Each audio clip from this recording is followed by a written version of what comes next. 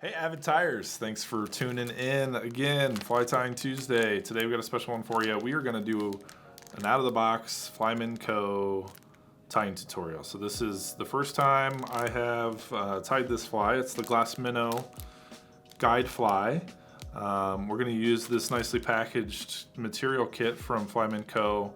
At Fish School to tie up this pattern. So I thought we'd give you a look at kind of how it's set up, what goes into it. Put their instructions to the test and see if we can make the intended glass minnow here. So let's get started. Just gonna open it up and there's a bunch of stuff down in here. So starting out, we have our booklet, which is nice. It's got tying instructions for us, so that's gonna be real handy with pictures and all that. So that makes it, takes the guesswork out of it, which is cool. We noticed on here, it does give the finished dimension of the fly as well, which is cool, so you can make sure that you're tying to spec. And then it looks like we can tie 6 in here. The only thing that's not included is thread, glue, and then obviously the tools that you need. So no vise or scissors, anything like that, just the materials for this pattern. So we'll lay our instructions out and see if we can follow along here. Gives us a nice looking streamer hook. Looks like 2 or 3x long, sort of a limerick bend with a straight eye, big upturned points. So nice aggressive hook, good wire on it. But I am gonna get rid of that barb. We don't need that.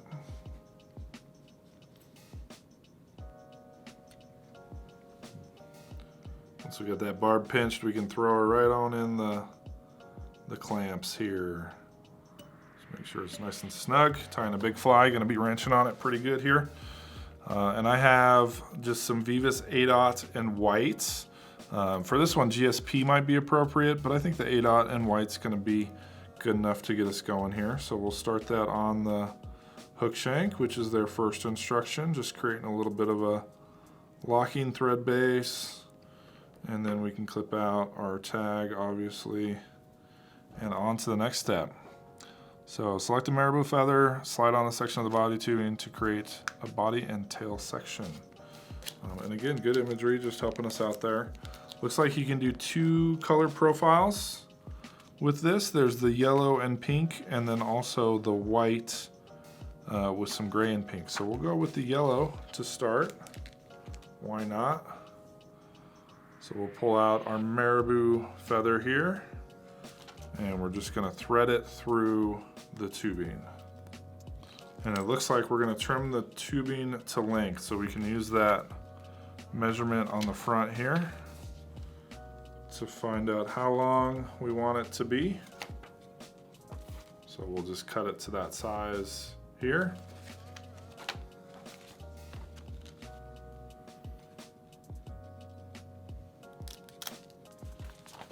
Ooh, stiff material. And then we can thread it over our marabou. So just like so. And we'll leave ourselves a little bit hanging out the back. And then it says to trim out the front end, the excess marabou, so we'll cut that off. And that's how we're gonna tie this bad boy in. So I'm gonna make it so that it's got a little memory in this tubing. I want it to go upward, I think.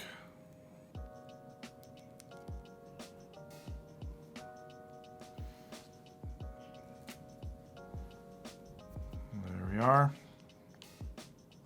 So yeah, we're just gonna secure this right onto the shank of the hook with some strong thread wraps, they say. So yeah, again, GSP might be a good way to go on this fly. We'll see if we can get it done with A-dot here.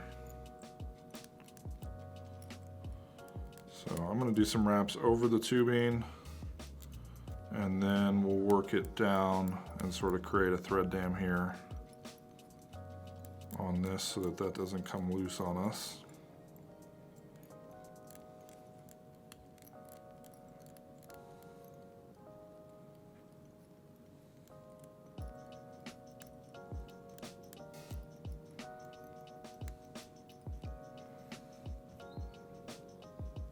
Yeah, and I can tell already that I would have been a lot better suited with GSP here. I can't do this with this.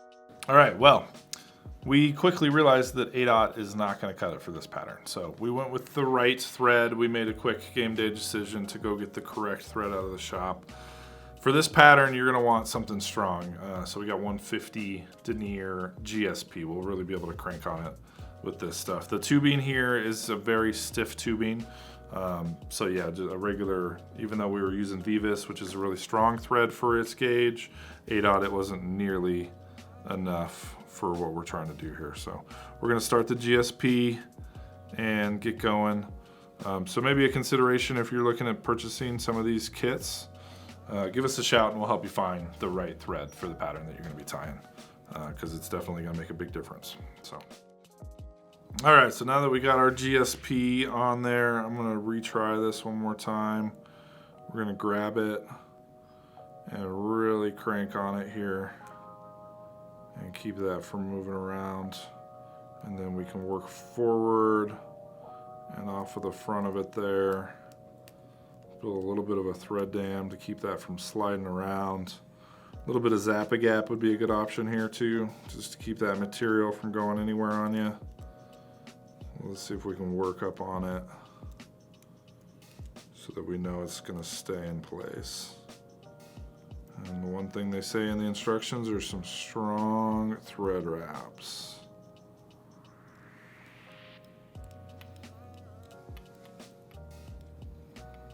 And if we build that dam, it'll keep it from sliding around on us too much.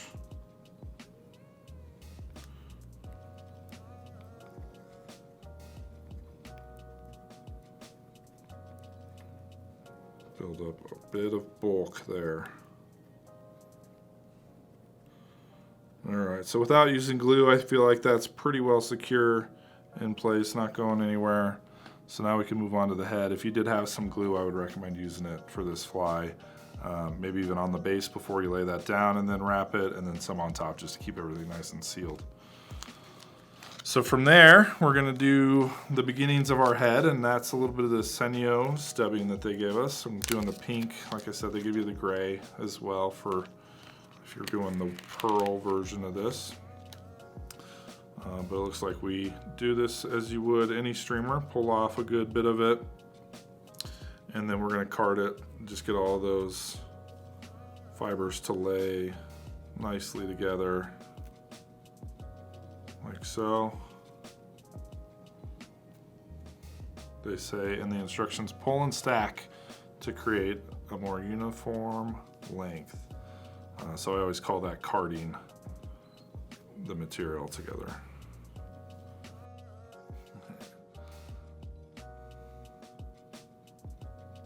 So we'll do a little bit underneath with a couple of quick wraps, and then we're going to pull back the material rearward and secure that facing backward, and then do the same thing on top.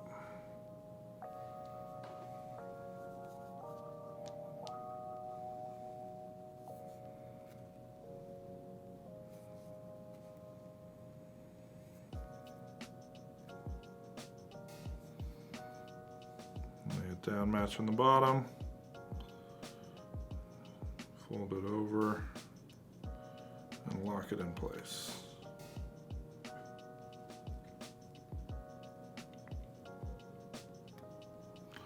Like so.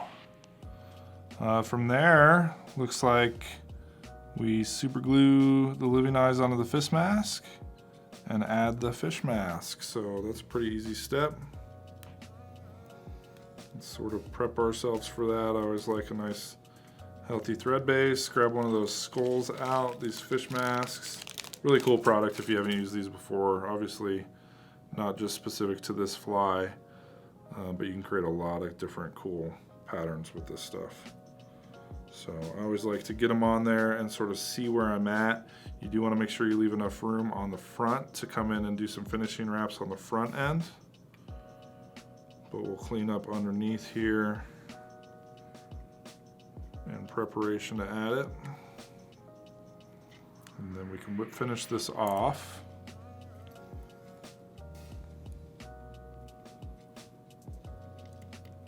And And I don't have any super glue with me today, but I do have some UV, which is good for this as well. So what I like to do is we'll turn it sideways and get that fish mask in place. Actually, before I turn it sideways, let's lock it in there. So we'll put that fish mask right on there and start some locking wraps in front of it. The only downside to GSP is how hard it is to cut with scissors. That's also a testament to how strong it is.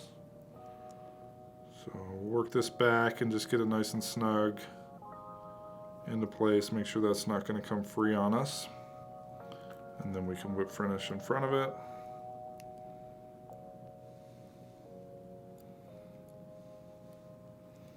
GSP, I always do a few because it is slick, so don't want that to come loose. And then we can put those eyes in. So that's when I turn it sideways, lay it flat like that. I'll put just a little dab, get my eyes ready here. So I'm going to take just a real small dab. This is the thick UV, so really just a very small amount in there. Don't want to add too much because we got to get this eye to lay flat. It does have a sticky side, so you can just stick them in here, but they don't tend to stay when you fish them when you do that. So I'll put a little UV, pop that eye in there, cure it real quick, and then you can also come over the top of it with some more UV. Kind of gives it a sort of a bubble eye. And then that bad boy will not come out of there either. So I always, when I tie bait fish or small streamers and stuff like that, I think the eyes are a trigger point. So the more you can do to make sure that they're not going to come loose when you're fishing them, I think the better off you are with your patterns. They'll look good in your box that way too. So we'll flip this over and do the other side the same way. Just a little dab in the eye socket, and the eye on top.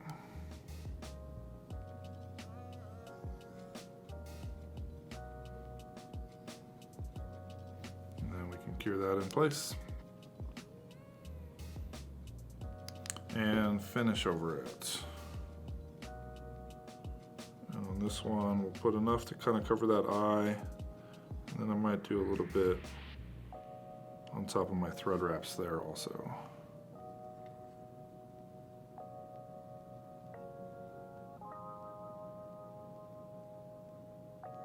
Just for a little extra security.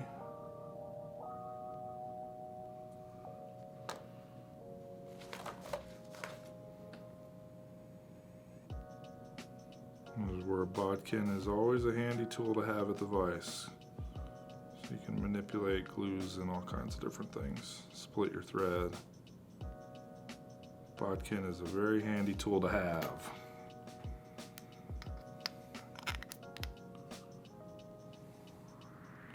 So there you have it. This is the Flymen Co. bait fish, the Glass Minnow guide fly. First time I've ever tied it. Following their instructions, we realized some things along the way. This tubing is definitely pretty stiff, so you really want a strong thread for this particular recipe. I really like the Senyo's laser dubbing, just a great material for streamers. Has a great action to it. But this is a nice attractor one for saltwater for sure. No reason you couldn't fish it for trout and for other cold water or warm water species as well that are predatorial. But yeah, nice little setup from Fish School there. They have numerous fly tying kits like this. This one was the Glass Minnow guide fly again. They have stonefly versions with their evolution nymph skulls and things like that. So it's a good way to kind of get going if you're just getting started with fly tying and you bought your toolkit, your vise, and that kind of stuff, and you're not sure where to go from there. Starting with a specific recipe is always a good place to be, and Flymen Co. has kind of taken care of that in partnership with Fish School to give us some of their core recipes that you can spend a little time at the vise, sort of practicing different techniques and tying up some flies that you can take out and catch some fish on. So yeah, check out the selection at AvidMax. We have a few that they offer available and in stock, and specifically this Glass Minnow one. Pretty cool little fly. Thanks for watching.